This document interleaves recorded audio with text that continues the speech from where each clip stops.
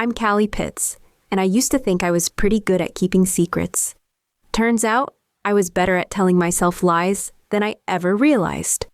2 months ago, I had what most people would call a solid marriage. 10 years with Harrison, a beautiful home in the suburbs, and our 8-year-old son Mitchell, who worships his father. Past tense on all counts now. The thing about secrets is they don't actually stay buried. They grow roots, spread like weeds, and eventually choke out everything good around them. Mine started 9 years ago, during what I told myself was just a rough patch in my marriage. Harrison was going through this phase where he worked constantly. Late nights, weekend calls, business trips that stretched longer than planned. I felt like a single parent most days, handling Mitchell's baby years, mostly alone, while Harrison climbed the corporate ladder at his consulting firm.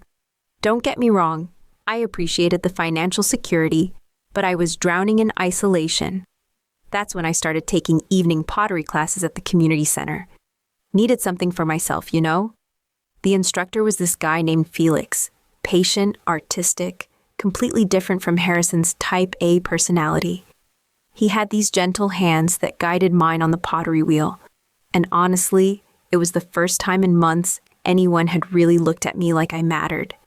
It wasn't some grand affair, more like a series of conversations that got too personal, lingering touches that lasted too long, and eventually 3 weeks of meeting for coffee that turned into something I convinced myself Harrison would never find out about. Felix was recently divorced, understanding about marriage struggles, and made me feel interesting again instead of just tired all the time. When I realized I was pregnant, Felix had already moved for a new job. We'd ended things mutually, both acknowledging it was a mistake that got out of hand. I called him exactly once to tell him about the pregnancy.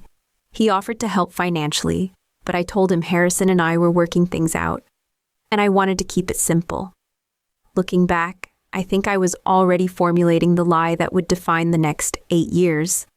The timing wasn't impossible. Harrison and I had been intimate during that period, though infrequently. When I told him I was pregnant, his reaction was pure joy mixed with guilt about how absent he'd been. He promised to cut back on work, be more present. Those promises lasted about 2 months after Mitchell was born, but by then we'd settled into our family routine. Mitchell looked enough like both of us that no one questioned anything. Harrison's dark hair, my green eyes, a nose that could belong to either family tree. The real similarities were harder to define. Mannerisms, expressions, the way he approached problems. I told myself those came from being raised by Harrison, not genetics. The scary part was how easy it became. Every milestone felt simultaneously wonderful and devastating. Mitchell's first steps toward Harrison, his first word being Dada.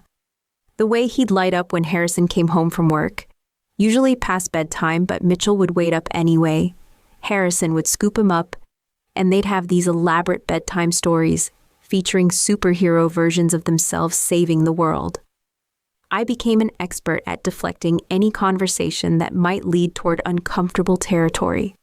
When Harrison's mother mentioned how Mitchell's artistic abilities must come from her side of the family, I'd quickly redirect to something else.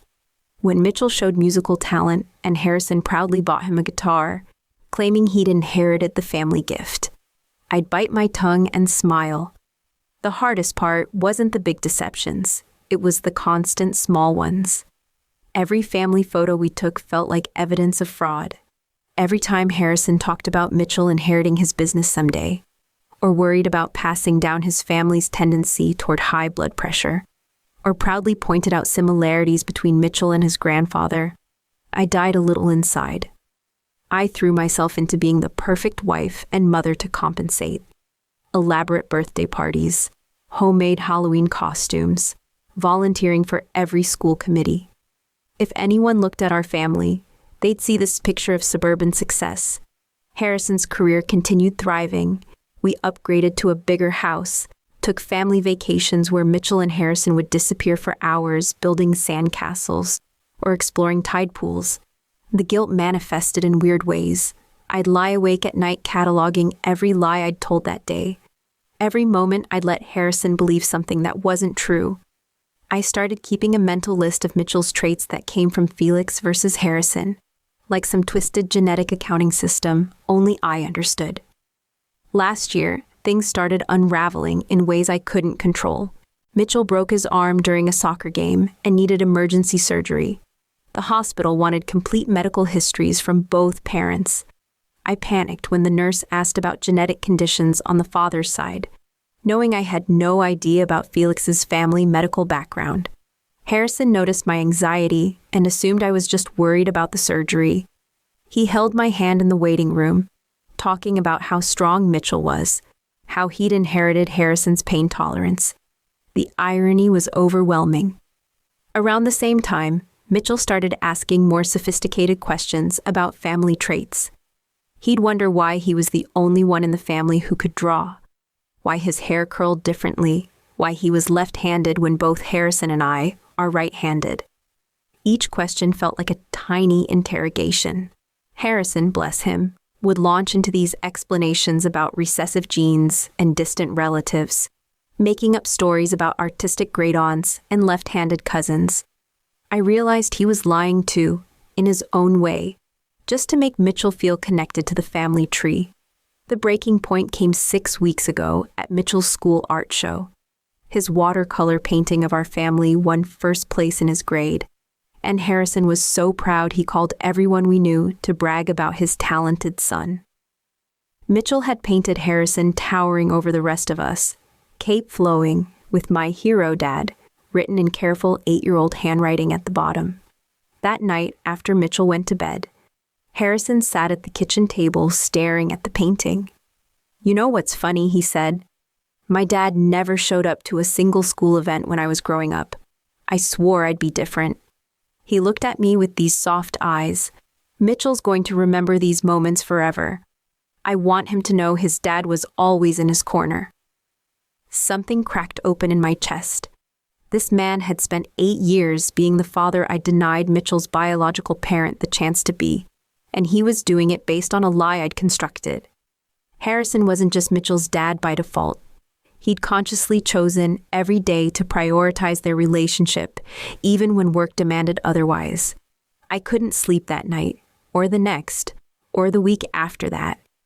I convinced myself that honesty would somehow make everything better, that Harrison's love for Mitchell would transcend biology, that our marriage was strong enough to survive the truth, that coming clean would finally lift this enormous weight I'd been carrying. I planned it all out. I'd wait until Mitchell was at his friend's sleepover, make Harrison's favorite dinner, open a bottle of wine, and explain everything calmly. I'd emphasize how much Harrison meant to Mitchell, how biology was just a technicality compared to the relationship they'd built. The reality was nothing like my rehearsals. Last Saturday evening, after Mitchell left for his sleepover, I set the dining room table with our wedding china, made Harrison's favorite pot roast, opened the expensive wine we'd been saving for a special occasion. When he got home from his weekend golf game, he was in such a good mood, talking about how much he was looking forward to taking Mitchell golfing next weekend. "We need to talk," I said, as we sat down to dinner. Something in my tone made him set down his fork immediately. "What's wrong?" I'd practiced this speech 100 times, but faced with his trusting expression, all my careful words evaporated. "Mitchell isn't yours," I blurted out. The silence stretched so long I wondered if he'd heard me. Then his face went through this series of changes: confusion, disbelief, understanding, and finally something that looked like grief. "What do you mean?" he asked quietly, so I told him everything. About Felix, about the pottery classes, about the timing of the pregnancy. I explained how I'd convinced myself it didn't matter because Harrison was such a wonderful father, how I'd been protecting our family by keeping the secret. Harrison didn't interrupt, barely moved. When I finished, he sat there for what felt like hours but was probably only minutes. "Does he know?" he finally asked. "The biological father?" "He moved away before Mitchell was born," I said. "It's been just us." "Just us," Harrison repeated, like he was tasting the words. "Except it hasn't been just us, has it? There's been 3 of us this whole time. You, me, and this lie." I reached across the table to touch his hand. You're his father in every way that matters. Biology is just... Don't. Harrison pulled his hand away. Don't minimize this by saying biology doesn't matter. I've spent 8 years believing Mitchell was my son. 8 years building my entire identity around being his father. You still are his father, I insisted. This doesn't change anything between you and him. Harrison laughed, but it was this hollow, broken sound. It changes everything, Callie. Every moment I thought we shared as father and son was built on a lie you told me. Every time I looked at him and saw myself, every time I felt proud of passing something down to him, it was all fake. He stood up from the table, leaving his dinner untouched. I need to think. Where are you going? Away from here. Away from you. He was gone for 6 hours. I spent the time alternating between panic and self-righteous anger. Part of me started thinking he was overreacting. So what if Mitchell wasn't biologically his? He'd been an amazing father for 8 years. How could he just throw that away over genetics? When Harrison came back, he was calmer, but somehow more distant. I'm sleeping in the guest room tonight, he said. We'll figure out the rest tomorrow. I woke up to Harrison packing a suitcase. Not just overnight clothes, multiple suitcases, like he was leaving for good. What are you doing? I asked from the doorway. I can't stay here, he said without looking at me. I can't look at you right now without remembering how easily you lied to me for almost a decade. So you're abandoning Mitchell? Just like that got his attention. I'm not abandoning Mitchell. I'm removing myself from a situation where I apparently can't trust my own wife to tell me the truth about my own family. He's still your family, I said. But even as the words left my mouth, I realized how they sounded. Is he? Harrison asked. Or is he just some kid I've been accidentally raising while his mother lied to me every single day? I followed him downstairs, begging him to reconsider, to think about Mitchell coming home to find his father gone. Harrison paused at the front door with his suitcase. I've already talked to a lawyer, he said. I'll be in touch about custody arrangements and visitation. Custody arrangements? I laughed hysterically. He's not even your son, remember? Harrison's expression hardened. 8 years of raising him makes him my son, Callie. The question is whether I can separate my relationship with him from my relationship with you. Right now, I honestly don't know. Harrison wasn't bluffing about the lawyer. Divorce papers arrived by messenger service the next Monday morning while Mitchell was at school. I had exactly 2 hours to process the fact that my marriage was over before I had to pick up my son and explain why his father wouldn't be home for dinner. The custody petition was what really shocked me. Harrison was asking for joint custody, despite having no biological relationship to Mitchell. His lawyer had somehow made the case that 8 years of parenting established legal rights regardless of genetics. Part of me was relieved. At least he wasn't completely abandoning Mitchell. But another part was furious that he was trying to control our lives while simultaneously rejecting us. I called every lawyer in town trying to find representation. Most were either unavailable or quoted fees I couldn't afford on just my income. Harrison had always handled our finances, and I was discovering exactly how dependent I'd become on his salary. The house, the cars, Mitchell's private school, all budgeted around a 2-income household. Mitchell kept asking where his dad was. I told him Harrison was on a business trip, but kids aren't stupid. He knew something was wrong when Harrison didn't call at bedtime like he always did when traveling. I tried everything to reach Harrison, called his office until his assistant started screening my calls, showed up at his favorite coffee shop, the gym, even staked out his parents' house, thinking he might be staying there. Nothing worked. Finally caught him at the grocery store on a Wednesday evening. He was buying single-serving frozen dinners and looked terrible, like he hadn't been sleeping. Please, I said, blocking his cart. Just talk to me. We can work this out. There's nothing to work out, he replied, not meeting my eyes. You made a choice 9 years ago and continued making it every day since. Now I'm making my choice. What about Mitchell? He needs his father. I'm not his father, remember? You made that very clear. You know that's not what I meant, I snapped. Stop punishing an innocent child because you're angry with me. Something shifted in Harrison's expression. You want to talk about punishing innocent people? I've spent 8 years pouring everything into being Mitchell's dad, teaching him to ride a bike, helping with homework, coaching his little league team.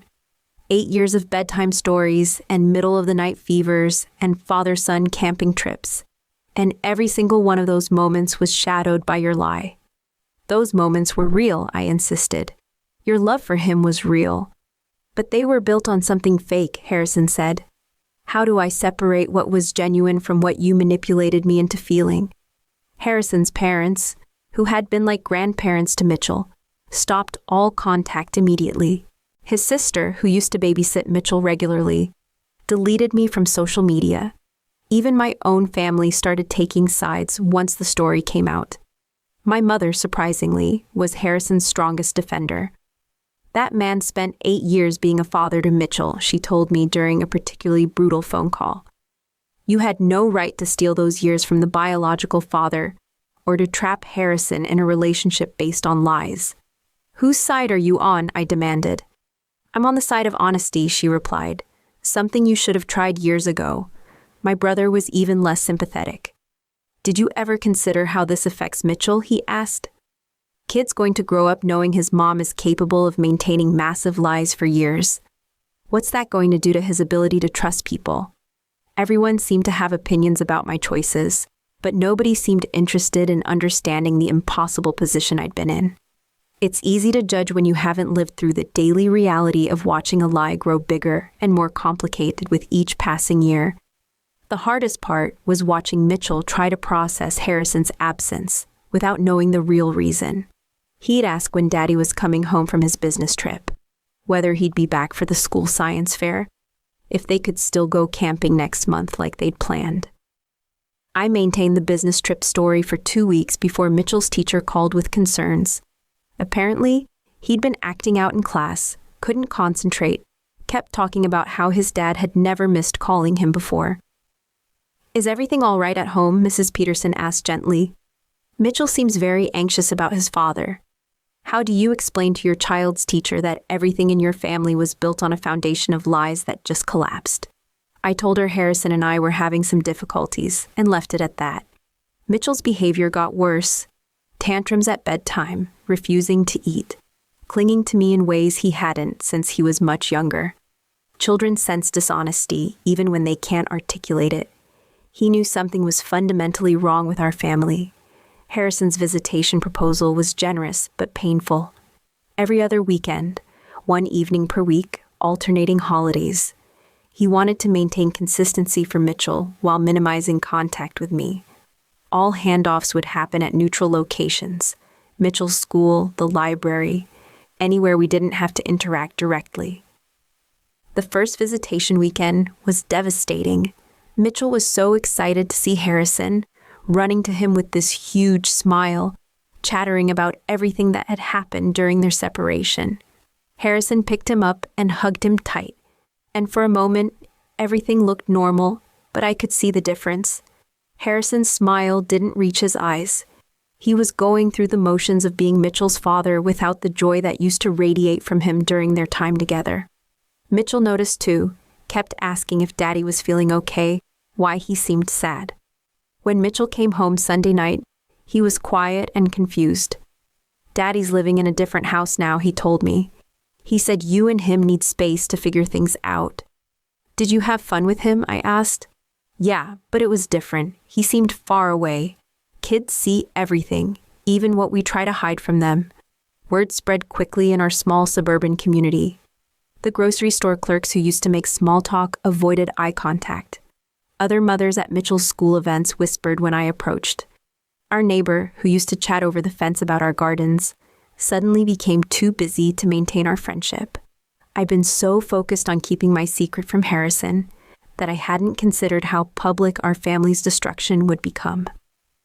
Divorce is common enough, but a divorce caused by paternity deception? That made me the neighborhood cautionary tale. Mitchell's friend invitations started declining, not directly, just vague responses about being busy or having family plans. I wondered how much the other parents knew and what they were saying to their children about staying away from our family drama. Living on just my income was a wake-up call about how financially dependent I'd become. Harrison made twice my salary, and our lifestyle reflected that comfort. The mortgage, car payments, Mitchell's school tuition, all budgeted for 2 incomes. Harrison was legally obligated to pay child support, but it was calculated based on his status as Mitchell's legal father, not our previous household income. I had to make choices, downsize the house, transfer Mitchell to public school, sell the newer car. Each decision felt like another consequence of my lies catching up with our family. The irony wasn't lost on me that I'd spent years protecting what I thought was Mitchell's perfect life, only to watch that life crumble because of the very lies I'd told to preserve it. Harrison tried to maintain normalcy for Mitchell's sake, but our interactions were strained and formal. He'd text about pickup times, school events, medical appointments, all business, no personal connection. During one handoff at the library, Mitchell ran inside to use the bathroom, leaving Harrison and me alone for the first time in weeks. "How are you holding up?" I asked, genuinely concerned about the man who'd been my partner for 10 years. "I'm managing," he replied, not looking at me. "Do you think we'll ever be able to be friends again? For Mitchell's sake?" Harrison was quiet for a long moment. "I don't know, Callie. Right now, every time I see you, I remember how thoroughly you deceived me.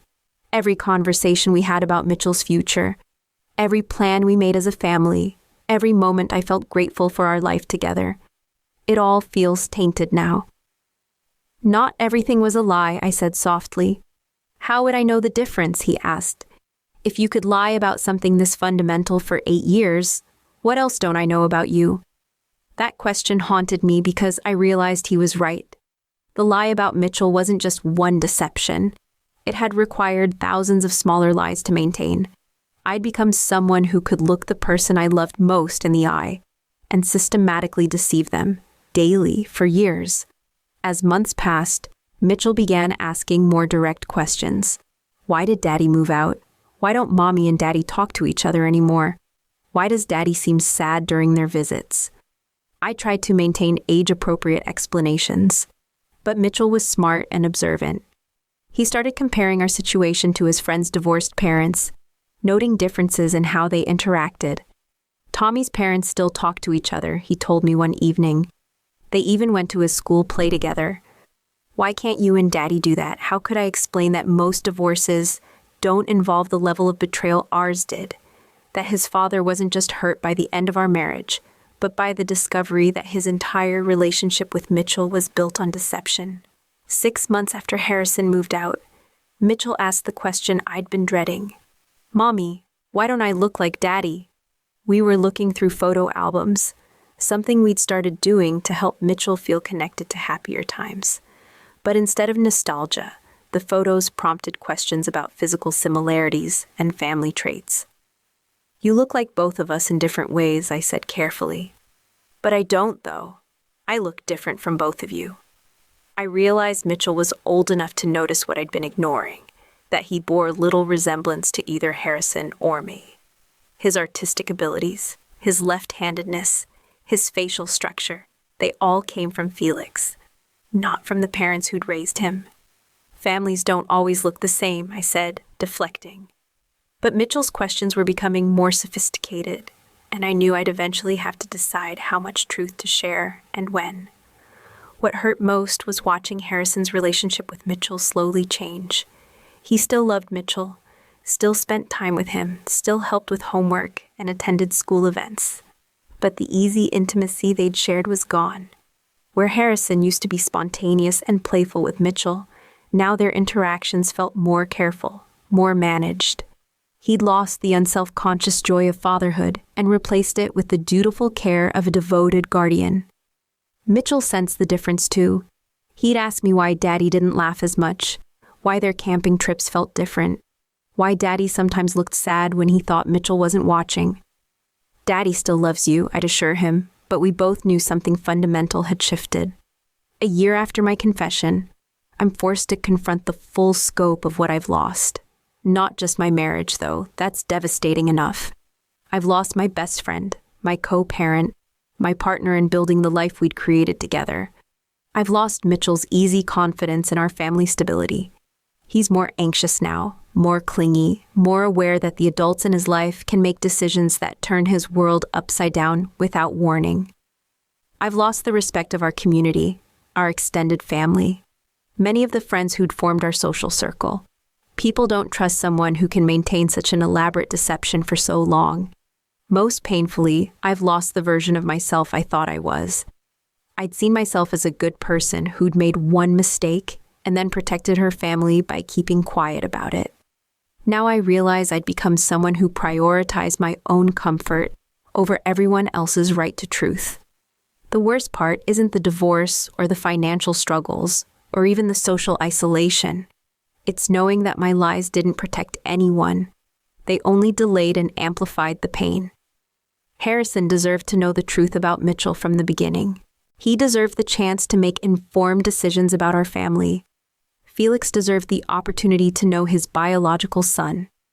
Mitchell deserved to grow up with honesty instead of the elaborate fiction I'd constructed around his identity. My efforts to protect everyone ended up hurting everyone more than the original truth would have. Mitchell is 9 now, old enough to understand that our family situation is permanent, not just a temporary rough patch. He's adapted to the custody schedule, learned to pack his overnight bag without reminders, stopped asking when daddy's coming home. I still love Harrison, probably always will.